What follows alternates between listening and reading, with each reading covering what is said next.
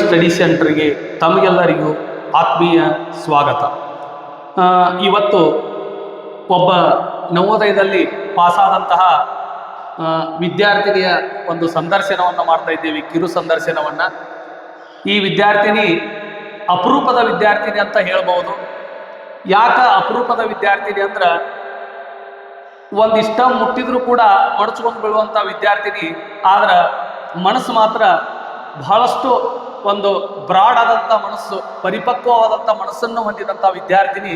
ಆ ವಿದ್ಯಾರ್ಥಿನಿಗೆ ಸಂದರ್ಶನ ಮಾಡಲಿಕ್ಕೆ ನನಗೆ ಬಹಳ ಸಂತೋಷ ಅನಿಸ್ತದ. ಯಾಕಂದ್ರೆ 1 ಇಯರ್ ನಮ್ಮಲ್ಲಿ ಕೋಚಿಂಗ್ ತಗೋದಂಥ ವಿದ್ಯಾರ್ಥಿನಿ ಯಾವ ಒಬ್ಬ ಫ್ರೆಂಡ್ಸ್ ಜೊತೆನೂ ಕೂಡ ಜಗಳ ಆಡಿದ್ದು ನಾನು ಕಾಣಲಿಲ್ಲ.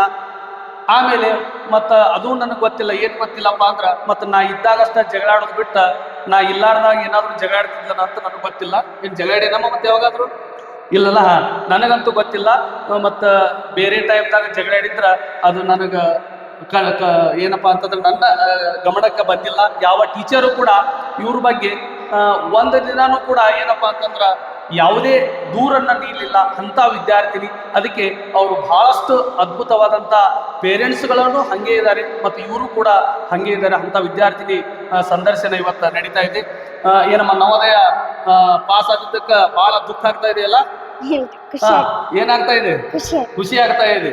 ಬಹಳ ಕೆಲವೊಬ್ಬ ವಿದ್ಯಾರ್ಥಿಗಳು ಬಹಳ ದುಃಖನೂ ಆಗ್ತದ, ಬಹಳ ಖುಷಿನೂ ಆಗ್ತದೆ ಅಂತ ಹೇಳಿದಾರೆ ನನಗೆ. ಯಾಕಪ್ಪ ಅಂತಂದ್ರ ನಾವು ನಿಮ್ಮನ್ನ ಕಳ್ಕೊಳಕತ್ತೀವಲ್ಲ ಸರ್ ಅಂತ ತಿಳ್ಕೊಂಡ ದುಃಖ ಆಗತ್ತ ಅಂತಕ್ಕಂಥ ವಿದ್ಯಾರ್ಥಿನಿಗಳು ಹೇಳಿದ್ರು. ನಿಮಗೂ ಖುಷಿ ಆಗತ್ತದ. ಏನಪ್ಪಾ ಅಂದ್ರ ನವೋದಯ ಪಾಸ್ ಆಗೋದು ಅಷ್ಟು ಸರಳವಾದಂಥದ್ದಲ್ಲ. ಈ ವಿದ್ಯಾರ್ಥಿಗಳು ಹೇಗಪ್ಪ ಅಂದ್ರ IAS KS ಮಾಡುವ ವಿದ್ಯಾರ್ಥಿಗಳಿಗೆ ಸಮವಾಗಿರ್ತಕ್ಕಂಥ ವಿದ್ಯಾರ್ಥಿಗಳಾಗಿರ್ತಾರೆ. ಅದಕ್ಕೋಸ್ಕರ ಅವರು ಬಹಳಷ್ಟು ಶ್ರಮ ಪಟ್ಟಿರ್ತಾರೆ. ಅದಕ್ಕೆ ನಾವು ಏನಪ್ಪಾ ಅಂತಂದ್ರ ನಿಮ್ಗೆ ಧನ್ಯವಾದಗಳನ್ನ ನಾವು ತಿಳಿಸ್ತಾ ಇದ್ದೇವೆ. ಮತ್ತೆ ಇಲ್ಲಿ ನಮ್ಮ ಕೋಚಿಂಗ್ ಸೆಂಟರ್ನಲ್ಲಿ ನಿಮ್ಗೆ ಯಾವ ರೀತಿಯಾದಂತಹ ಒಂದು ವ್ಯವಸ್ಥೆ ಇತ್ತು, ಈ ಕೋಚಿಂಗ್ ಸೆಂಟರ್ಗಳ ಬಗ್ಗೆ, ನಿಮ್ಮ ಕೋಚಿಂಗ್ ಸೆಂಟರ್ ಬಗ್ಗೆ ನಿಮ್ಮ ಅಭಿಪ್ರಾಯ ಏನು? ಅಂದ್ರೆ ನಮಗ ಶಶಿಕಾಂತ್ ಸರ್ ಕ್ಲಾಸಿಗೆ ಬರ್ತಿದ್ರು, ಚಲೋ ಹೇಳ್ತಿದ್ರು, ನಗಸ್ಕೊತ ಹೇಳ್ತಿದ್ರು. ಅವ್ರು ಬಂದ್ರೆ ಕ್ಲಾಸಿಗೆ ಟೈಮ್ ಹೋಗೋದ ಗೊತ್ತಾಕಿದ್ದಿಲ್ಲ, ಹಂಗೆ ಹೇಳ್ತಿದ್ರು. ಮತ್ತು ಗೀತಾ ಮಿಸ್ಸು ಹೇಳ್ತಿದ್ರು, ಮೆಂಟಲ್ ಎಬಿಲಿಟಿ ಹೇಳ್ತಿದ್ರು. ಅವರು ಹಂಗ ಚಲೋ ಹೇಳ್ತಿದ್ರು. ಮತ್ತೆ ನಿಮ್ಗೆ ಚಲೋ ಹೇಳ್ತಿದ್ರು. ಆಮೇಲೆ ಮತ್ತೆ ನಾವು ಬಹಳ ಕ್ಲಾಸ್ ದೀರ್ಘವಾದಂತ ಕ್ಲಾಸ್ ತಗೊಂಡ್ಬಿಡ್ತಿದ್ವಲ್ಲ, ಬಹಳ ಬೇಜಾರಾಗ್ತಿರ್ತಿರ್ಬಹುದು ನಿಮಗೆ? ಇಲ್ಲ, ಬೇಜಾರಾಗ್ಲಿಲ್ಲ, ಯಾವಾಗ್ಲೂ ಬೇಜಾರಾಗ್ಲಿಲ್ಲ. ಯಾಕಪ್ಪ ಈ ಕ್ಲಾಸಿಗೆ ಬಂದು ಬಹಳ ಕ್ಲಾಸ್ ತಗೋತಾರ, ಹಿಂಗ್ ಕ್ಲಾಸ್ ಮಾಡಿದ್ರೆ ಏನ ನಮ್ಮ ತಲೆ ಮೊದ್ಲೇನ ಹಿಂಗದೀನಿ ಅಂತಕ್ಕಂಥ ಮನೋಭಾವನೆ ಒಮ್ಮೆ ಬರಲಿಲ್ಲ ಅಂತ ಅನ್ಸುತ್ತೆ? ಇಲ್ಲ, ಒಮ್ಮೆ ಬರ್ಲಿಲ್ಲ. ಬಹಳ ಕಲೀಲಿಕ್ಕೆ ಖುಷಿ ಅನಿಸ್ತಾ ಇತ್ತು ಅಂತ ಅನಿಸ್ತದೆ. ಮತ್ತೆ ನಿಮ್ಮ ಫ್ರೆಂಡ್ಸ್ ಬಗ್ಗೆ ಏನ್ ಅನಿಸ್ತಾ ಇತ್ತು? ಅಂದ್ರೆ ನಾವು ಒಬ್ರಕ್ಕೊಬ್ರು ಹೊಂದಾಣಿಕೆಯಿಂದ ಇರ್ತಿದ್ವಿ. Very good. ಜಗಳ ಆಡ್ತಿದ್ದಿಲ್ಲ. ಕರೆಕ್ಟ್. ಅಂದ್ರೆ ಒಬ್ರು ಬೈದ್ರು ಅದನ್ನ ಸಹಿಸ್ಕೊಂಡ್ ಹೋಗಿದ್ವಿ. ಇದಕ್ಕೆ ನಾನು ನಿನಗೆ ಅಪರೂಪದ ವಿದ್ಯಾರ್ಥಿನಿ ಅಂತ ಹೇಳಿದ್ದು. ನೀ ಸಹಿಸ್ಕೊಂಡು ಹೋಗಿದ್ದು ನನ್ನ ಪಕ್ಕ ಗೊತ್ತಿದೆ. ಮತ್ತೆ ಇಲ್ಲಿ ಟೈಮ್ ಸೆನ್ಸ್ ಹೆಂಗ್ ಅನಿಸ್ತಾ ಇತ್ತು? ಅಂದ್ರೆ ನೀವು ಕರೆಕ್ಟ್ ಟೈಮಿಗೆ ಬರ್ತಿದ್ರಿ. ಅಂದ್ರ ಒಂದಿಟ್ಟು ಲೇಟ್ ಮಾಡ್ತಿದ್ದಿಲ್ರಿ, ಒಂದ್ ಸೆಕೆಂಡು ಲೇಟ್ ಮಾಡ್ತಿದ್ದಿಲ್ರಿ, ಅಷ್ಟ ಜಲ್ದಿ ಬರ್ತಿದ್ರಿ. ಕ್ಲಾಸ್ ಟೈಮು ಹಂಗಾರಿ, ಅಷ್ಟ. ಕ್ಲಾಸ್ ಟೈಮು ಹಂಗೆ ಆಗಿತ್ತು. ಮತ್ತೆ ಮುಂಜಾನೆ ನೀನು 6 ಗಂಟೆಗೆ ಬರ್ತಿದ್ದಮ್ಮ. ನೀನು ಏನಪ್ಪಾ ಅಂದ್ರೆ ಅಪ್ ಅಂಡ್ ಡೌನ್ ಮಾಡ್ತಕ್ಕಂಥ ವಿದ್ಯಾರ್ಥಿನಿ, ಹೌದಾ? ಮನೆಗೆ ಹೋಗಿ ಬರ್ತಕ್ಕಂಥ ವಿದ್ಯಾರ್ಥಿನಿ. 6 ಗಂಟೆಗೆ ನಾನು ಕ್ಲಾಸಿಗೆ ಬರ್ತಿದ್ದೀನಿ.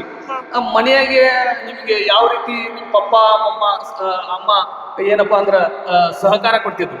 ಅಂದ್ರೆ ಅವ್ರು ನಾನು ಬರೇ ಮಕ್ಕೋತಿದ್ದೀನ್ರಿ. ಬರೇ ಮಕ್ಕಳನ್ನ ಮಾಡ್ತಿದ್ದೇನ? ನಮ್ ಪಪ್ಪ ಅವ್ರು ಎಬ್ಬಿಸ್ತಿದ್ರಿ, ಆದ್ರೆ ನಾನು ವಾಲಿ ಅಂತಿದ್ದೀನ್ರಿ. ಅಂದ್ರೂ ಬರ್ಬೇಕ ಅನಸ್ತಿತ್ರಿ. ರಾತ್ರಿ ವಾಲ್ ಅಂತ ಮತ್ ಮುಂಜಾನೆ ಬರ್ತಿದ್ದೀನಿ. ರಾತ್ರಿ ವಾಲ್ ಅಂತ ಮಕ್ಕೊಂಡ್ಬಿಡಾಕಿ ಮುಂಜಾನೆ ಮತ್ ಕ್ಲಾಸ್ ಟೈಮ್ ಆದ ತಕ್ಷಣ ಮತ್ ಹೋಗ್ಬೇಕನ್ಸ್ತಿತ್ತಾನ, ಹಂಗ ಆಗ್ತಿತ್ತು. ಆಮೇಲೆ ಮುಂಜಾನೆ 6 ಗಂಟೆಗ ಪಪ್ಪಾಗ ಬಹಳ ಕಷ್ಟ ಆಗಿರ್ಬೋದು. ಯಾಕೆ ಡೈಲಿ ನೀನ್ ಬಿಡ್ಬೇಕಲ್ಲ, ಅಲ್ಲಿಂದ ಬಂದು ನಿಮ್ಗೆ ಬಿಡೋರು, ಹೌದಲ್ಲ? ಆಮೇಲೆ ಮತ್ತೆ ಅಷ್ಟ್ರೊಳಗಡೆ ನಿಮ್ಮ ಮಮ್ಮಿಯವರು ಕೂಡ ನಿಮಗೆ ತಯಾರು ಮಾಡ್ಬೇಕಾಗಿತ್ತು ನಿಮ್ಮನ್ನ 6 ಗಂಟೆ ಒಳಗಡೆ. ಅವಾಗ ನಿಮ್ಗೆ ಹೆಂಗ ಅನಿಸ್ತಿತ್ತು? ಅವಾಗ ಅಂದ್ರೆ ಒಂದ್ ಸ್ವಲ್ಪ ಇದಾಗತ್ತ, ಏನು ಬರಾಕ ಥಂಡಿಯಲ್ಲಿ ಥಂಡಿ ಇರ್ತಿತ್ತು. ಥಂಡಿ ಇದ್ದಾಗ ಪಪ್ಪಗೂ ಕಷ್ಟ ಆಗಿಬಿಡ್ತಿತ್ತು ಒಂದೊಂದ್ಸರಿ. ಹೌದು, ಪಾಪ ಅವರು ಎಲ್ಲೋ ಡ್ಯೂಟಿಗೆ ಹೋಗೋರು, ಹಾಗಾಗಿ ಅವ್ರಿಗೆ ಕೂಡ ಕಷ್ಟ ಆಗ್ತಿತ್ತು. ನಮ್ಮ ಒಂದೊಂದ್ಸಲ ಹೆಂಗಪ್ಪ ಅಂತಂದ್ರ ಸರ್ 6 ಗಂಟೆಗೆ ಕ್ಲಾಸ್ ತಗೊಂಡ್ಬಿಡ್ತೀರಿ ಸರ್, ತಂಡ್ಯಾ ಹುಡುಗರು ನಡ್ಕೊಂತ ಬರಾಕತ್ತಾವ್ರಿ, ನಮ್ಮ ಹುಡುಗಿ ಮೊದ್ಲ ಭಾಳ ವೀಕ್ ಐತ್ರಿ, ಕ್ಲಾಸ್ ಟೈಮಿಂಗ್ ಚೇಂಜ್ ಮಾಡಿಬಿಡ್ರಿ ಅಂತಿದ್ರೆ ಅದಕ್ಕೆ ನಮ್ಗೆ ಆದ್ರ ಟೈಮ್ ಸಾಲ್ತಿರ್ಲಿಲ್ಲ. ಅನಿವಾರ್ಯವಾಗಿ ನಾವ್ ಏನ್ ಮಾಡ್ಬೇಕಾಗಿತ್ತಪ್ಪ ಅಂದ್ರ ಕ್ಲಾಸನ್ನ ತೆಗೆದುಕೊಳ್ತಕ್ಕಂಥ ಒಂದು ಸಂದರ್ಭ ಬಂದು ಒದಗಿತ್ತು.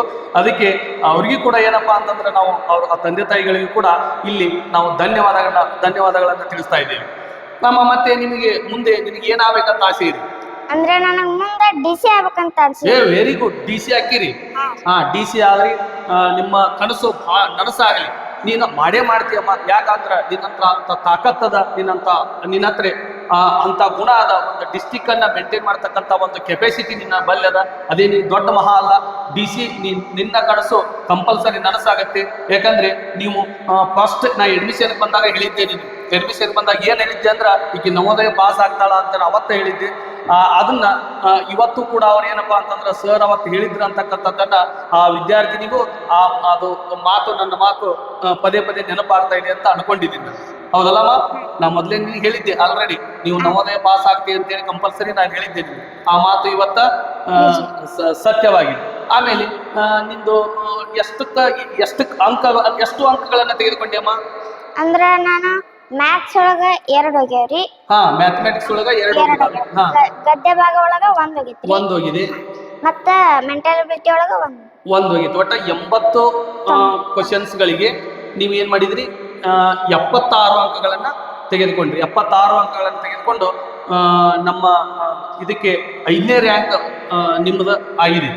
ಹೌದಲ್ಲ? 5ನೇ ರ್ಯಾಂಕ್ ನಲ್ಲಿ ನೀವು ಬಂದಿದ್ದೀರಿ. ಮತ್ತೆ ಏನಪ್ಪಾ ಅಂತಂದ್ರ ಇದ್ರೊಳಗ ಮ್ಯಾಥಮೆಟಿಕ್ಸ್ ಒಳಗ ನಾವು 2 ಕ್ವಶನ್ಸ್ಗಳು ಏನ ನಿಮ್ಗೆ ಕಠಿಣ ಅನಿಸಿದ್ವೋ ಏನೋ ಮಾಡ್ತಾನೆ ಮಿಸ್ ಆಗಿಬಿಟ್ಟು? ಅಂದ್ರೆ ಮಾಡಕತ್ತಿಂದ ಟ್ರೈ ಮಾಡಿದೆ ಅದು ಬರ್ಲಿಲ್ಲ, ಅದಕ್ಕೆ ಮಿಸ್ ಆಗಿಬಿಟ್ಟು. ಆಮೇಲೆ ಮನಿಗೆ ಬಂದಿದ್ದು ಮಾಡಿದ್ದೆ ನಾವು. ಮನಿಗೆ ಬಂದಿದ್ದ ತತ್ಕ್ಷಣ ಅವರು ಮನಿಗೆ ಬಂದದನ್ನ ಲೆಕ್ಕಗಳನ್ನ ಬಿಡಿಸಿದ್ದಾರೆ.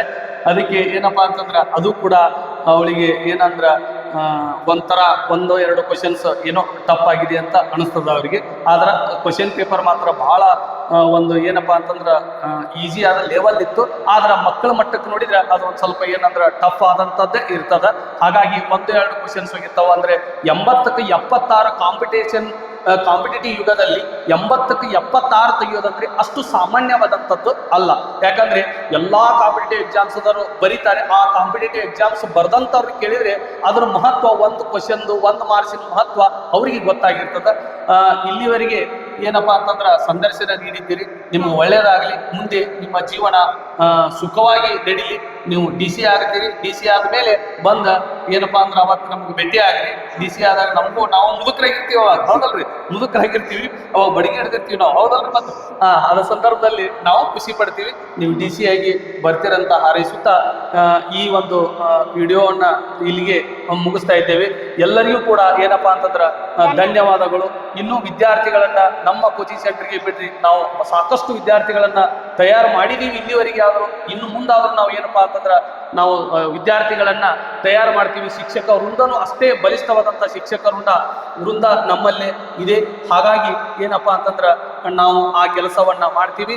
ಮತ್ತೆ ನಮ್ಮ ಚಾನಲ್ಗೆ ಏನ್ ಮಾಡ್ರಪ್ಪ ಅಂದ್ರೆ ಸಬ್ಸ್ಕ್ರೈಬ್ ಆದ್ರೆ ನಾವು ಹಾಕ್ತಕ್ಕಂಥ ವಿಡಿಯೋಸ್ಗಳು ನಿಮ್ಗೆ ತಲುಪ್ತಾವು. ಇಲ್ಲಪ್ಪ ಅಂತಂದ್ರೆ ನಾವು ಹಾಕ್ತಕ್ಕಂಥ ವಿಡಿಯೋಗಳು ನಿಮ್ಗೆ ತಲುಪೋದಿಲ್ಲ. ಎಲ್ಲರಿಗೂ ಧನ್ಯವಾದ.